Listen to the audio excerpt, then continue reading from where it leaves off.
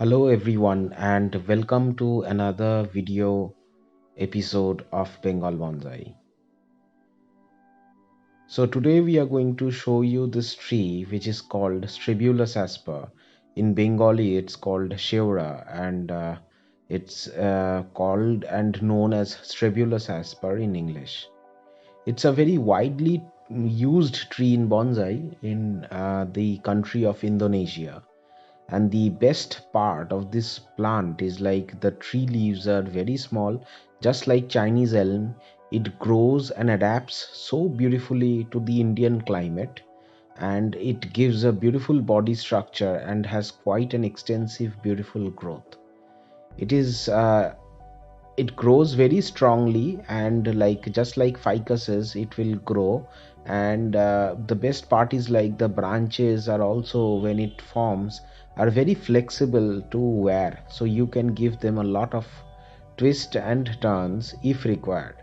So I am trying to design this bonsai from a material which is being done in an unconventional way. As you can see that I have developed the pads over there slowly, and from each branch I have taken two branches, like forming a V, and even I have wired those branches so that it gives a twist to the branches, as the trunk has got a very natural twisted texture.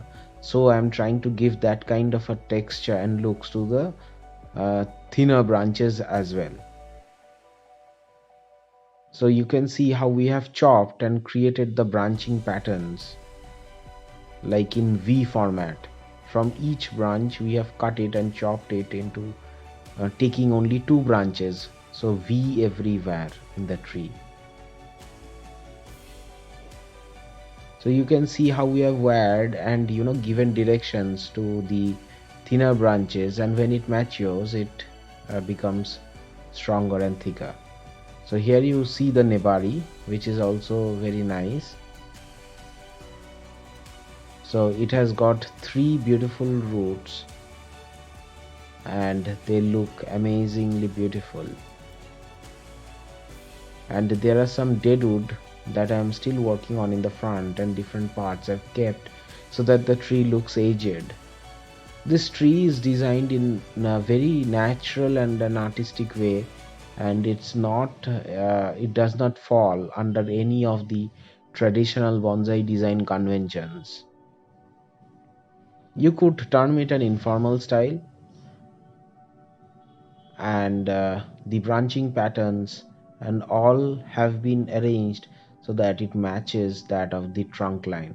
So the tree moves upwards, and then there's a curvature, and slowly it goes to the right and then to the left, and so are the branches.